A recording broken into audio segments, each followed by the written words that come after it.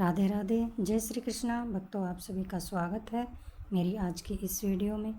आज की वीडियो में हम निर्जला एकादशी व्रत की कथा का श्रवण करेंगे।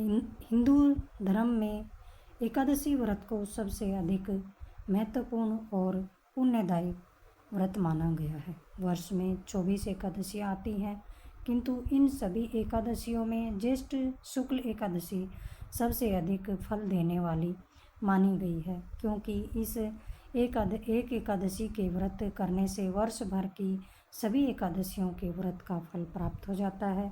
निर्जला एकादशी का व्रत अत्यंत ही संयम साध्य है। इस युग में यह व्रत संपूर्ण सुख भोग और अंत में मोक्ष देने वाला कहा गया है।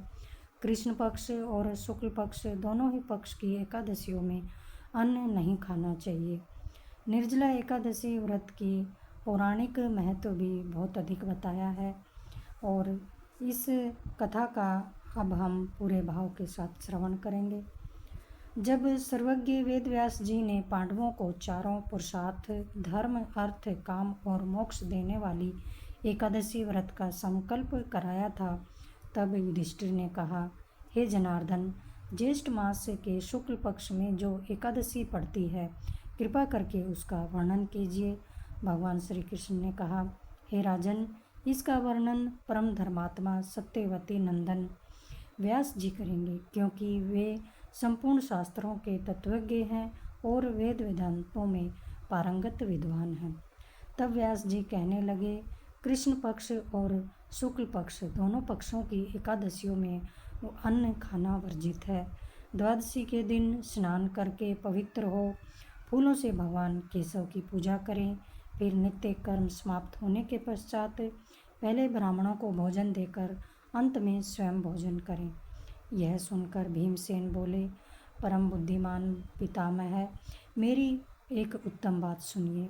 राजा युधिष्ठिर, माता कुंती, द्रौपदी, अर्जुन, नकुल और सहदेव ये एकादशी को कभी भी भोजन नहीं करते हैं तथा मुझसे भी हमेशा यही कहते हैं कि भीमसेन, एकादशी को तुम भी भोजन मत खाया करो, परंतु मैं उन लोगों से यही कहता हूँ कि मुझसे भूख नहीं सही जाएगी। भीमसेन की बात सुनकर व्यास जी ने कहा, यदि तुम नरक को दूषित समझते हो और तुम्हें स्वर्ग लोक की प्राप्ति की अभिष्ठा है और तो दोनों पक्षों की एकादशियों के दिन भोजन मत किया करो। भीमसेन बोले, हे महाबुद्धिमान पितामह, मैं आपके सामने सच कहता हूँ, मुझसे एक बार भोजन करके भी व्रत नहीं किया जा सकता, तो फिर मैं उपवास करके कैसे रह सकता हूँ। मेरे उदर में वृक नामक अग्नि सदा प्रज्वलित रहती है, अतः जब मैं बहुत अधिक खाता हूँ तभी यह शांत होती है। इसलिए हे महामुनि, मैं पूरे वर्ष भर में केवल एक ही उपवास कर सकता हूँ, जिससे स्वर्ग की प्राप्ति सुलभ हो तथा जिसके करने से मैं कल्याण का भागी हो सकूँ। ऐसा कोई एक व्रत निश्चय करके बताइए, मैं उसका यथोचित रूप से पालन करूँगा। व्यास जी ने कहा, भीम, ज्येष्ठ मास में सूर्य वृष राशि पर हो या मिथुन राशि पर, शुक्ल पक्ष में जो एकादशी हो उसका यत्न पूर्वक निर्जल व्रत करो। केवल कुल्ला या आचमन करने के लिए मुख में जल डाल सकते हो, उसको छोड़कर किसी भी प्रकार का जल विद्वान पुरुष मुख में न डाले, अन्यथा व्रत भंग हो जाता है। एकादशी को सूर्योदय से लेकर दूसरे दिन के सूर्योदय तक मनुष्य जल का त्याग करे तो यह व्रत पूर्ण होता है। तदंतर द्वादशी को प्रातः काल में स्नान करके ब्राह्मणों को विधि पूर्वक जल और सुवर्ण का दान करे। इस प्रकार सब कार्य पूरा करके जितेंद्रिय पुरुष ब्राह्मणों के साथ भोजन करे। वर्ष भर में जितनी भी एकादशियाँ होती हैं, उन सब का फल निर्जला एकादशी के पालन मात्र से मनुष्य प्राप्त कर लेता है, इसमें तनिक भी संदेह नहीं है। शंख चक्र और गदा धारण करने वाले भगवान केशव ने मुझसे कहा था कि यदि मानव सबको छोड़कर एकमात्र मेरी शरण में आ जाए और एकादशी को निराहार रहे तो वह सब पापों से छूट जाता है। एकादशी व्रत करने वाले पुरुष के पास विशालकाय, विकराल आकृति और काले रंग वाले दंड पासधारी भयंकर यमदूत नहीं जाते हैं। अंतकाल में पीताम्बरधारी, सौम्य स्वभाव वाले, हाथ में सुदर्शन धारण करने वाले और मन के समान वेगशाली विष्णु दूत आखिर इस वैष्णव पुरुष को भगवान विष्णु के धाम में ले जाते हैं। अतः निर्जला एकादशी को पूर्ण यत्न करके उपवास और श्री हरि का पूजन करो। स्त्री हो या पुरुष, यदि उसने मेरु पर्वत के बराबर भी महान पाप किया हो तो भी वह सब इस एकादशी व्रत के प्रभाव से भस्म हो जाता है। जो मनुष्य उस दिन जल के नियम का पालन करता है वह पुण्य का भागी होता है। उसे एक एक प्रहर में कोटि कोटि स्वर्ण मुद्रा दान करने का फल प्राप्त होता सुना गया है। मनुष्य निर्जला एकादशी के दिन स्नान, दान, जप, होम आदि जो कुछ भी करता है वह सब अक्षय होता है। यह भगवान श्री कृष्ण का कथन है। निर्जला एकादशी को विधि पूर्वक उत्तम रीति से उपवास करके मानव वैष्णव पद को प्राप्त कर लेता है। जो मनुष्य एकादशी के दिन अन्न खाता है वह पाप का भोजन करता है।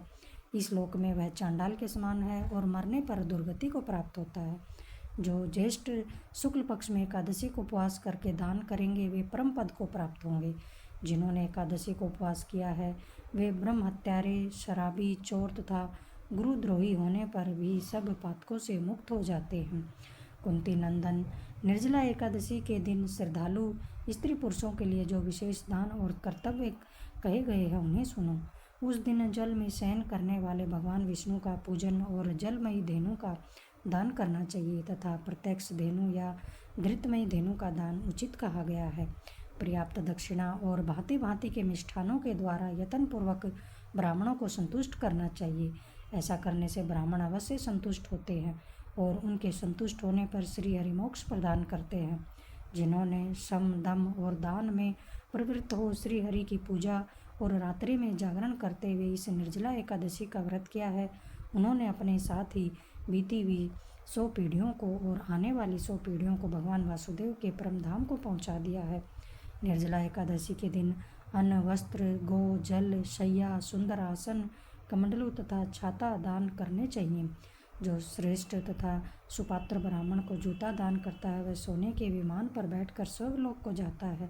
जो इस एकादशी की महिमा को भक्तिपूर्वक सुनता अथवा उसका वर्णन करता है वह स्वर्गलोक को जाता है।